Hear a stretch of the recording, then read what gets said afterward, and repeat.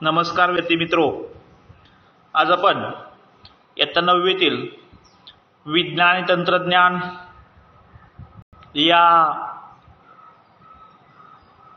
विषयातील गतीचे नियम या प्रकरणाचा अभ्यास करणार आहोत.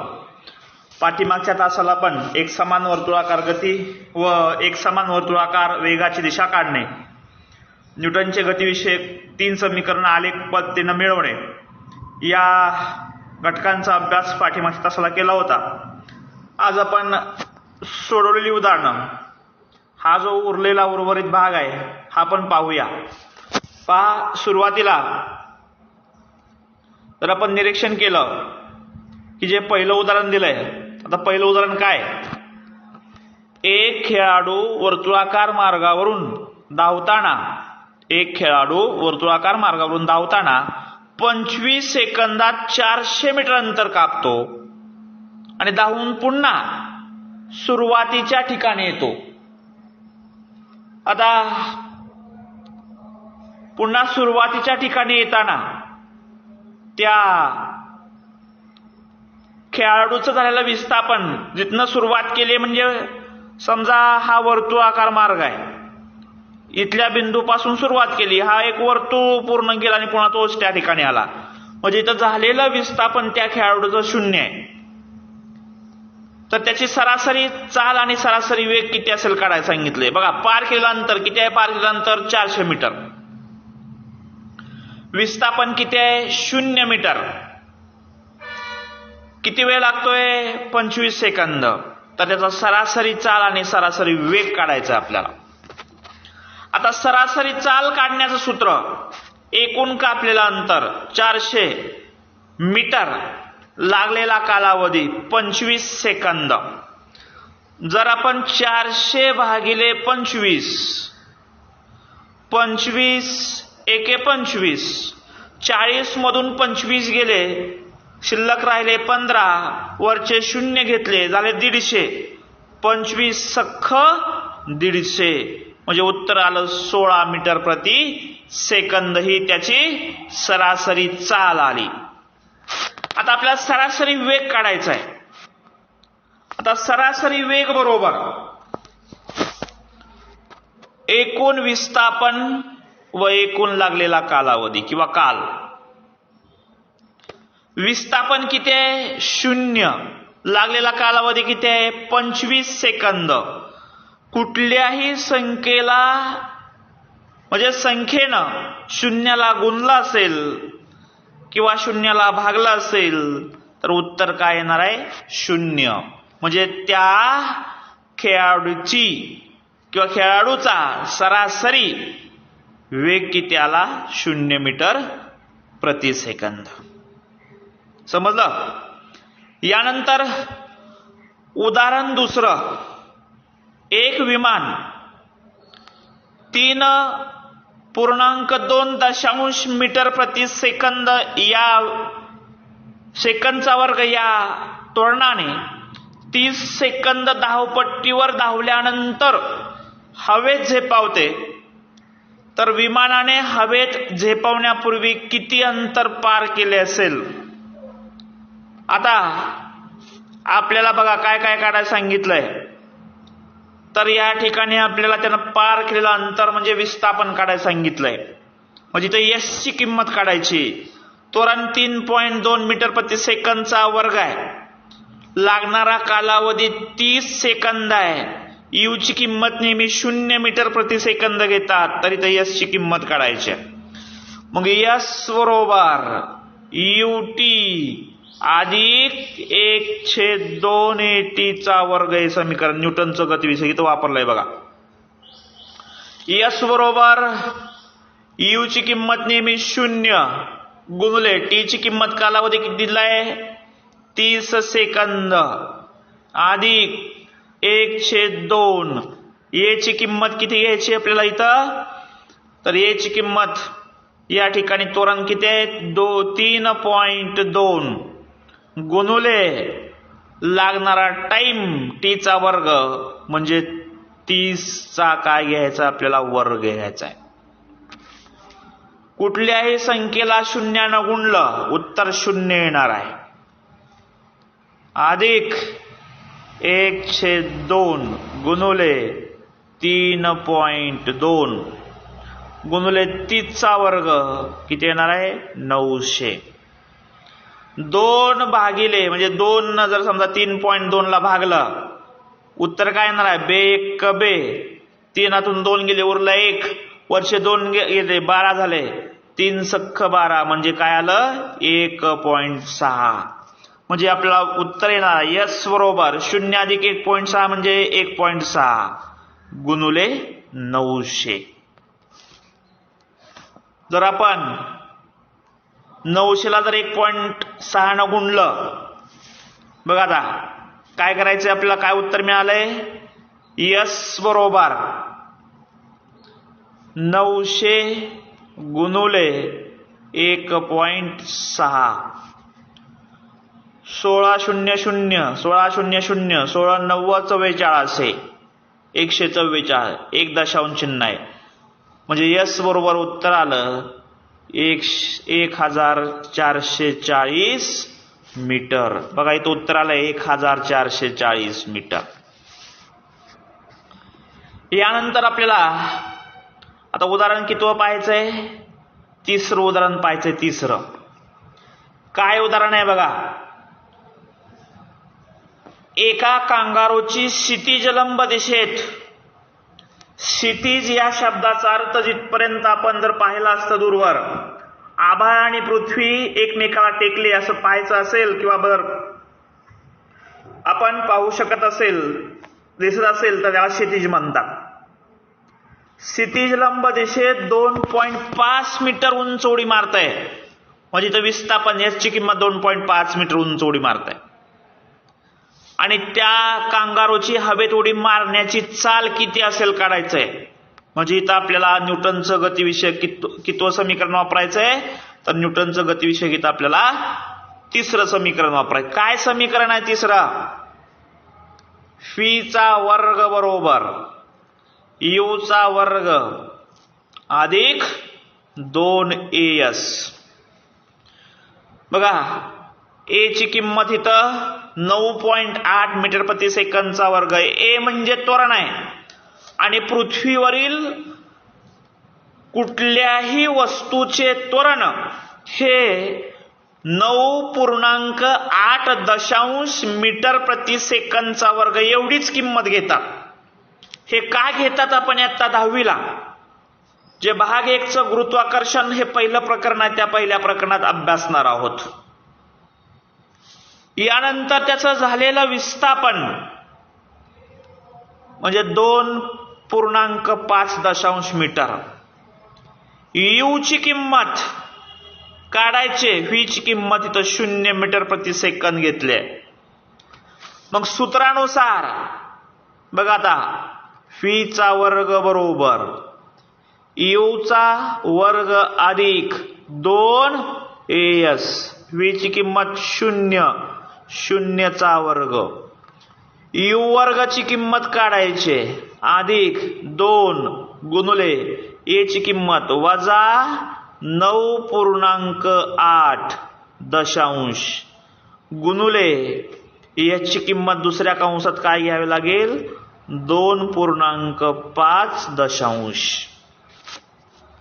आता यूचा वर्ग काय 0चा वर्ग काय येणार आहे उत्तर 0 बरोबर यूचा वर्ग अधिक 2 गुणुले वजा 9.8 वजा 9.8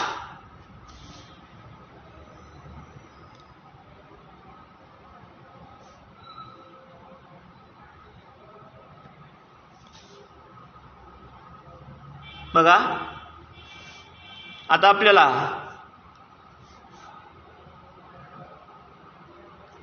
काय घ्यायचं बघा गुणुले वजा 9.8 गुणुले काय घ्यायचंय 2.5.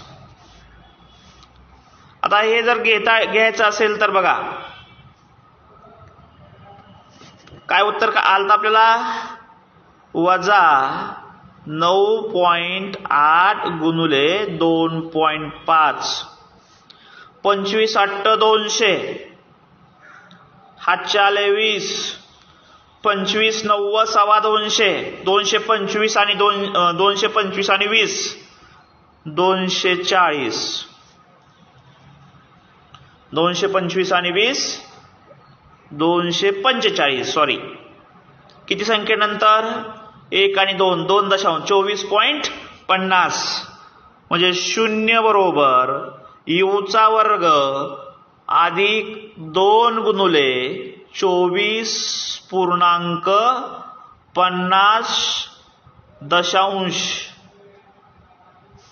मग जर यू ची किंमत काढायची असेल बरोबर चिन्हाची इकडे आपण यू वर्ग आणलं अधिक 2 गुणुले, आता काय करावं लागेल, 2 गुणुले काय करायचं आपल्याला, तर 2 गुणुले 24 पूर्णांक किती करायचंय, 2 म्हणजे 24.50 ला 50 याला 2 न गुणायचंय.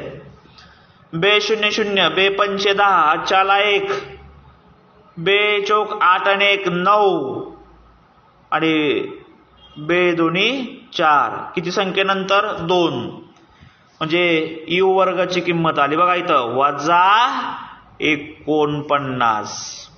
जर इथलं निरीक्षण केलं आपण तर यू वर्गाची किंमत किती आले, वजा 49. मग फक्त किंमत काढायची आपल्याला यूची. यू वर्ग बरोबर 49, यू बरोबर वर्गमुळात 49 कशा वर्ग आहे तर 7. म्हणजे इथं त्याचं उत्तर आलं 7 मीटर प्रति सेकंद. म्हणजे त्या कांगारूची क्षितिज लंब दिशेत 2.5 मीटर उंच उडी मारण्याची क्षमता असल्यास त्या कांगारूची हवेत उडी मारण्याची जी चाल आहे ती चाल किती आली, 7 मीटर प्रति सेकंद. यानंतर आपण चौथं उदाहरण पाहूया. चौथं काय उदाहरण आहे बघा, हे चौथं उदाहरण. एक बोट विरामावस्थेपासून निघून एक समान त्वरणानं जाते. जर ती 5 सेकंदात 15 मीटर प्रति सेकंद वेग गाठत असेल तर निर्माण झालेलं त्वरण आणि दिलेल्या वेळेत पार केलेलं अंतर किती असेल ते पहा. आता सुरुवातीचा वेग, त्या विमानाचा सुरुवातीचा वेग काय असणार आहे तर यू बरोबर 0 मीटर प्रति सेकंद. अंतिम वेग व्ही ची किंमत दिली 15 मीटर प्रति सेकंद. लागणारा कालावधी टाइम 5 सेकंद आहे. तर आपल्याला ए ची त्वरणाची किंमत काढायची आणि झालेलं विस्थापन म्हणजे कशाची, एच कापलेलं अंतर याची किंमत काढायची मीटर मध्ये. सूत्र वापरूया. त्वरण बरोबर म्हणजे ए बरोबर व्ही वजा यू भागिले टी. व्ही ची किंमत 15 वजा यू ची किंमत 0 भागिले 5. 5 एके 5, 5 त्रिकोण 15. म्हणजे त्या बोटीचं त्वरण आलं 3 मीटर प्रति सेकंदचा वर्ग. आता आपल्याला विस्थापन काढायचंय. विस्थापन काय काढायचंय, विस्थापन त्या बोटीनं कापलेलं अंतर.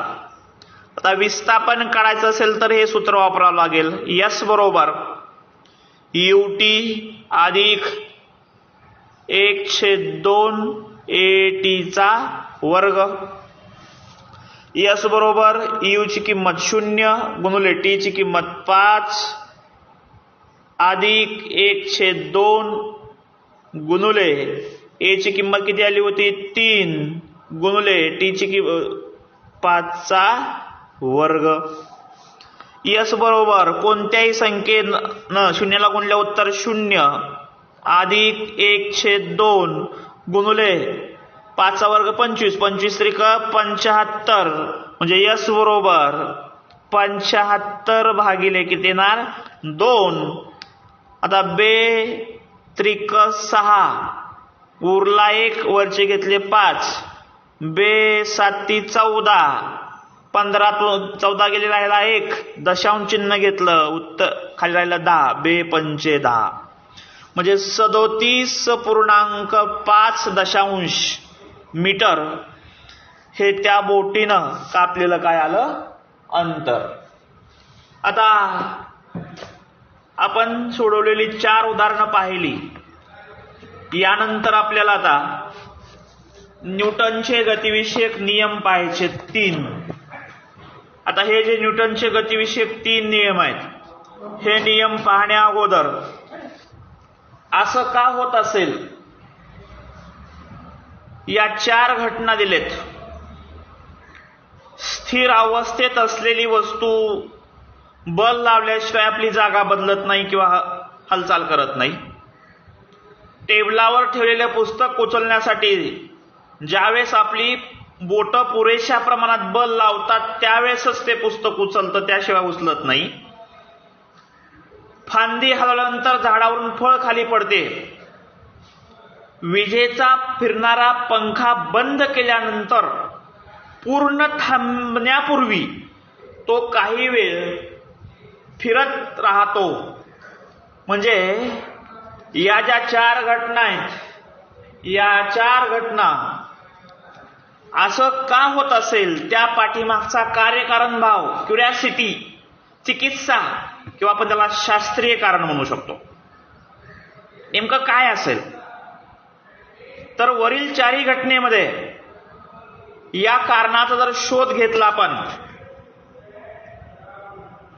तर ते म्हणजे जडत्व, वस्तूचं जडत्व. आता जडत्व त्याला इनर्शिया म्हणतात इंग्रजीमध्ये. इनर्शिया म्हणजे जडत्व. जडत्व म्हणजे काय व्याख्या सांगतोय बघा. एखादी वस्तू आपली अवस्था बदलायला विरोध करण्याची वस्तूची प्रवृत्ती म्हणजे जडत्व. एखाद्या वस्तूची आपली अवस्था बदलायला विरोध करण्याची प्रवृत्ती म्हणजे जडत्व. म्हणजे जर एखादी वस्तू गतिमान असेल तर ती लगेच स्थिर होत नाही, किंवा स्थिर वस्तू असेल तर गतिमान होत नाही. म्हणजे वस्तूची अवस्था बदलायला विरोध करण्याची प्रवृत्ती म्हणजे जडत्व. आणि हाच जडत्वाचा नियम म्हणजे न्यूटनचा गतिविषयक पहिला नियम आहे. म्हणून आपण आता न्यूटनचा गतिविषयक पहिला नियम पाहूया. हे पाहण्या अगोदर हे करून पहा. न्यूटनचा गतिविषयक जो पहिला नियम आहे, हा पाहताना काही उदाहरणं पाहायचेत. त्या उदाहरणाचे व्हिडिओ, हा व्हिडिओ नंतर मी तुम्हाला लगेच पाठवतो, ते दोन्ही एकत्रित पहा.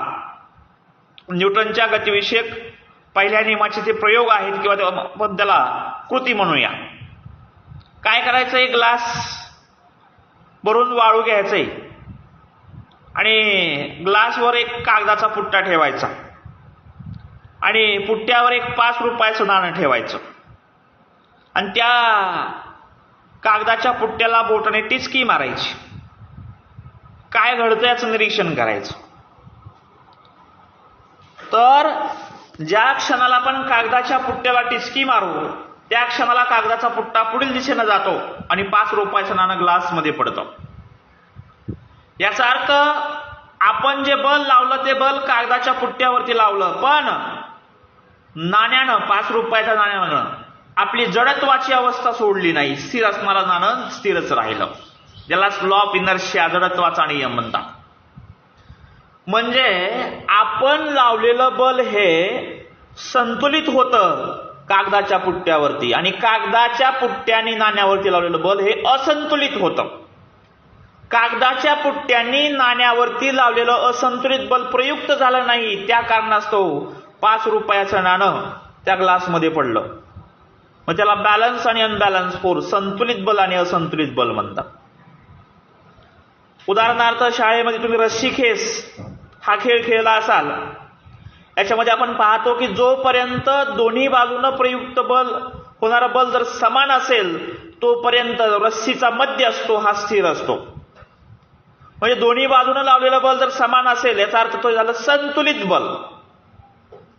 ज्यावेळेस जोपर्यंत प्रयुक्त असतं तोपर्यंत रस्सी मध्यभागी स्थिर असते, आणि ज्यावेळेस एका बाजूला प्रयुक्त झालेलं बल जर वाढलं त्या बाजूला रस्सीचा जो मध्य असतो हा खेचला जातो, म्हणजे ते झालं असंतुलित बल.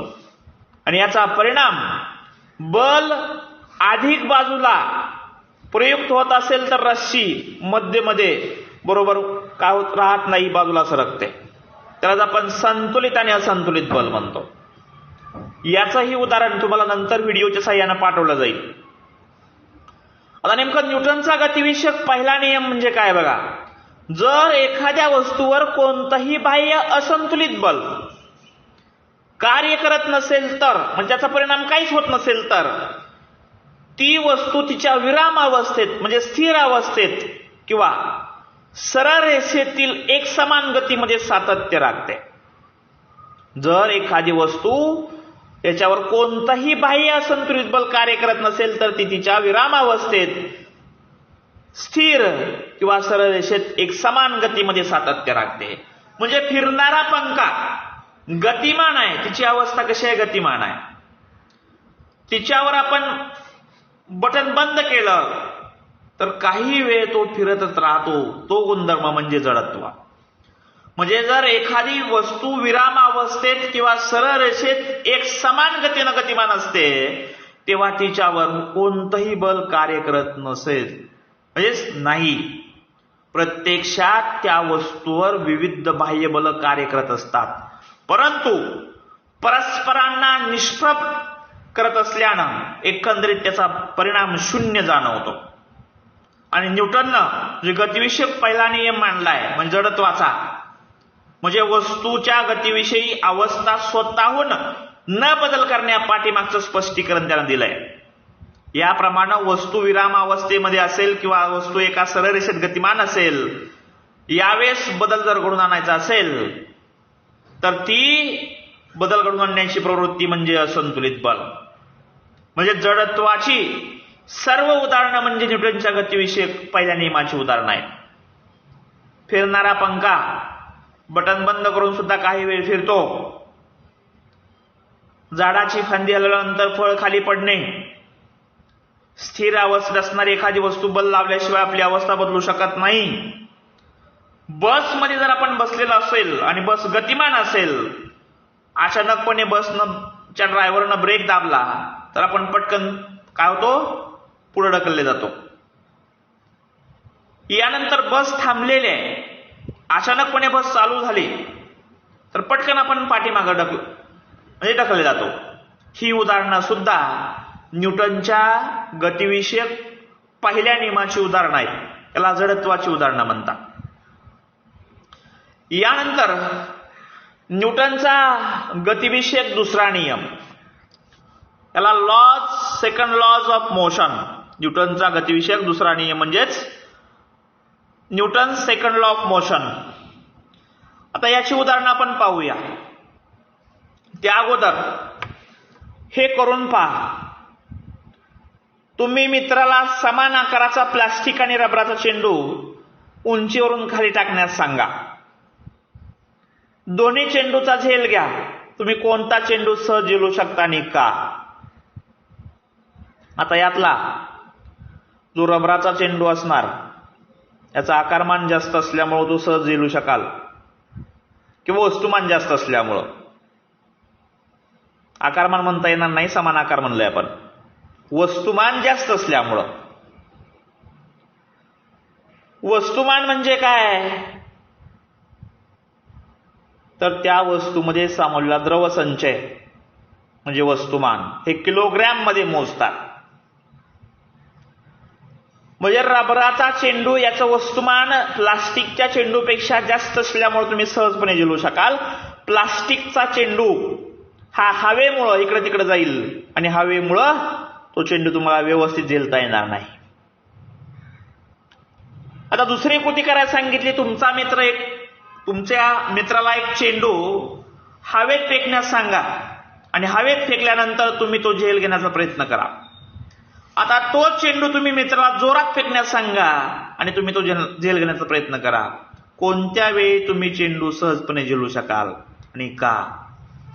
ज्यावेळेस चेंडू हवेत उंच हळुवारपणे टाकला असेल त्यावेळेस तुम्ही झेल घ्याल. अतिशय वेगाने जर टाकलेला असेल तर त्याचा झेल घेणं शक्य नाही. ज्याचं कारण आहे त्या वस्तूच्या वेगामध्ये काय होतोय, बदल होतोय, त्वरण निर्माण होत आहे आणि त्याच्या वस्तुमानानुसार. म्हणजे इथं न्यूटनचा जो गतिविषयक दुसरा नियम आहे त्या नियमाला जर मोमेंटम संवेगाचा नियम म्हणतात. एखाद्या वस्तूनं दुसऱ्या वस्तूवर केलेला आघात याचा परिणाम हा त्या वस्तूच्या वस्तुमान आणि तिचा वेग या दोन्ही घटकावरती अवलंबून असतो. म्हणजे बलाचा परिणाम घडून आणण्यासाठी वस्तूचं वस्तुमान आणि वेग यांना एकत्रित जोडणारा गुणाकार किंवा गुणधर्म म्हणजे कारणीभूत असतो. त्याला न्यूटन थोडक्यात संवेग संबोधतो. आता संवेग मोमेंटम म्हणजे काय नेमकं बघा. संवेगाची व्याख्या दिली या ठिकाणी. वस्तूचा वेग आणि वस्तुमान याचा गुणाकार म्हणजे संवेग. वस्तूचा वेग व वस्तुमान याचा गुणाकार म्हणजे संवेग. म्हणजे पी मोमेंटम संवेग बरोबर एम म्हणजे वस्तूचा वस्तुमान मास आणि त्या गुणुले त्याची व्हेलॉसिटी. म्हणजे संवेग जर काढायचा असेल तर काय सूत्र वापरतात बघा. पी बरोबर एम इंटू व्ही. पी बरोबर एम गुणिले व्ही. पी म्हणजे मोमेंटम संवेग, एम म्हणजे वस्तूचे वस्तुमान आणि व्ही म्हणजे काय वापरायचं इथं, वस्तूची व्हेलॉसिटी म्हणजे वेग वापरायचंय.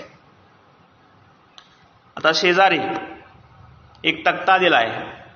त्या तक्त्यामध्ये संवेगाचं एसआय पतलेलं एकक आणि सीजीएस पतलेलं एकक दिलाय.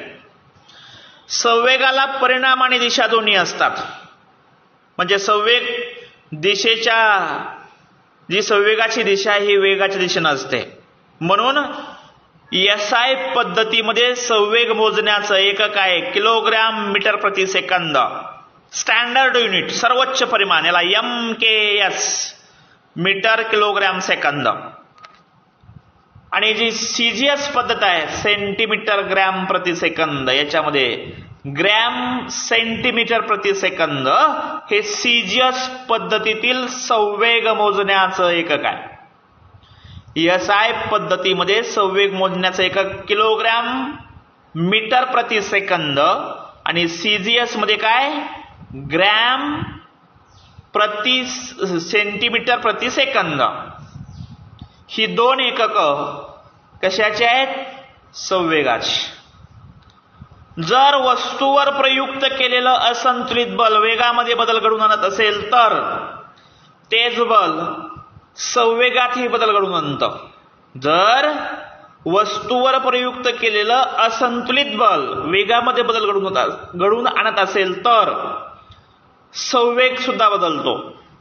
आणि वस्तूच्या संवेगात बदल घडवून आणणाऱ्या आवश्यक बलावर संवेग बलाचा दर अवलंबून असतो. म्हणजे जर एखाद्या वस्तूचा वेग बदलायचा असेल म्हणजे त्यावरती काय करावं लागेल, वस्तुमान लावावं लागेल. कारण आपण मागाशी व्याख्या पाहिली, संवेग म्हणजे काय तर वेग वस्तूचा वेग आणि वस्तूचं वस्तुमान यांचा गुणाकार. म्हणजे वस्तुमान वाढलं की वस्तूचा वेग वाढणार आणि वस्तूचा वेग वाढला की वस्तूचं वस्तुमान वाढावं लागेल असं नाही. म्हणजे वस्तूचा वेग हा वस्तुमानावरती अवलंबून नसतो. आकाराने कितीही मोठी वस्तू असू द्या किंवा वस्तुमान जास्त असू द्या किंवा आकाराने कितीही लहान किंवा छोटी वस्तू असू द्या किंवा त्याचं वस्तुमान भिन्न असू द्या,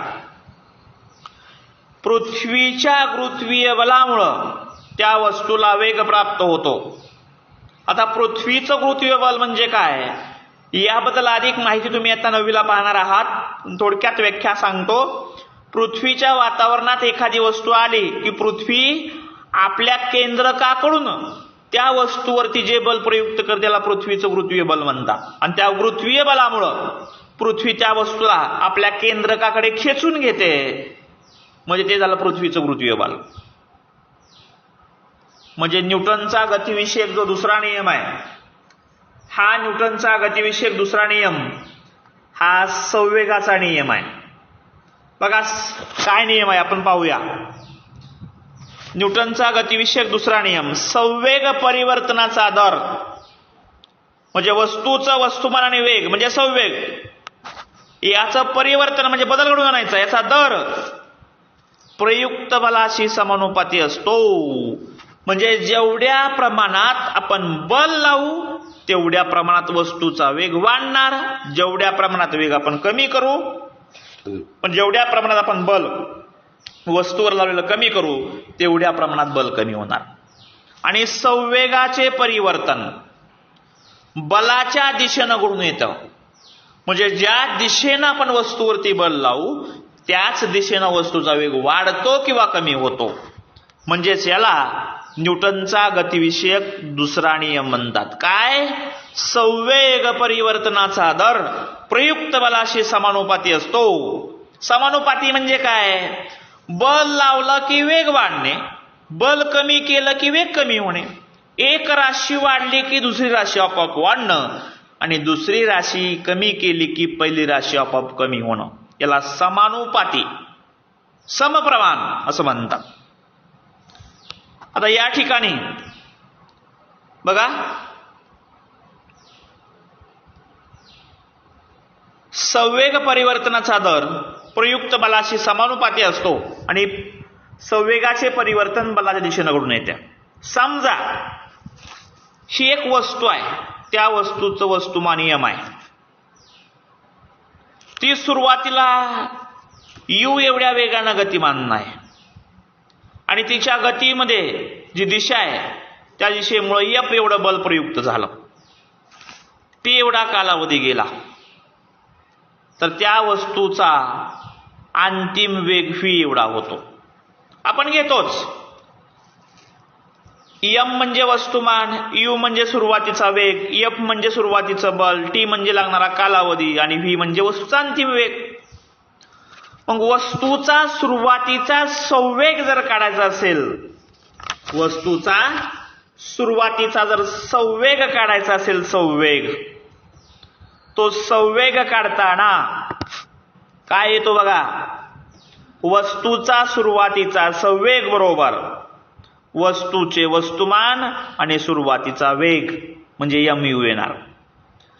टी एवढा कालावधी गेला मग वस्तूचा अंतिम वेग वस्तुमान v, अंतिम वेग काय घेतो आपण mv. मग संवेग परिवर्तनाचा दर मग काय करावं लागेल, अंतिम वेग म्हणजे वेगामध्ये होणारा बदल. बघा वेगात जो बदल होतोय संवेगात, हा संवेगात परिवर्तनात, संवेगात होणारा बदल म्हणजे संवेग परिवर्तनाचा दर. मग अंतिम वेग म्हणजे काय, mv मायनस सुरुवातीचा संवेग mv, mu लागणारा कालावधी t. आता या सूत्रामध्ये कॉमन आपण m बाजूला काढलं, कंसामध्ये v वजा u भागिले काय शिल्लक राहिलं, t. आता त्वरण बघा आपला समीकरण काय मिळालंय, m कंसात v वजा u अपॉन t. परंतु त्वरण a ची किंमत किती आहे, v वजा u अपॉन t. मग जर हे सूत्रात ठेवलं तर काय मिळणार आपल्याला, संवेगाचं परिवर्तनाचा दर फक्त शिल्लक काय राहणार, ma. कारण v वजा u अपॉन t हे a ची किंमत आहे, ही a ची किंमत आपोआप ठेवली म्हणजे त्याच्याऐवजी काय घेतलं, ma. म्हणजे थोडक्यात संवेग परिवर्तनाचा दर किती आला, ma. न्यूटनच्या गतिविषयक दुसऱ्या नियमानुसार संवेग परिवर्तनाचा दर प्रयुक्त बलाशी समानुपाती असतो. म्हणजे अंतिम वेग ma समानुपाती काय येणार, f, प्रयुक्त बलाशी समानुपाती f. परंतु f बरोबर k हा कॉन्स्टंट आहे, ma k काय घ्यायचं दिलं बघा, स्थिरांक, याचं मूल्य 1 असतं. म्हणजे आपल्याला इथं सूत्र मिळणार काय, f बरोबर बघा काय सूत्र मिळतंय, f बरोबर k एम ए. के ची किंमत 1 घेतात, हा वैश्विक स्थिरांक आहे. म्हणजे एफ बरोबर काय मिळालं, एम गुणुले ए. प्रयुक्त बलाशी वस्तूचे वस्तुमान आणि निर्माण होणारं त्वरण हे समानुपाती असतं. यालाच न्यूटनचा काय म्हणतात, गतिविषयक दुसरा नियम. ठीक आहे विद्यार्थी मित्रो, जो राहिलेला भाग आहे हा राहिलेला भाग आपण पुढच्या तासाला पण पाहूया. न्यूटनच्या गतिविषयक दुसरा नियम व त्याची उदाहरणे.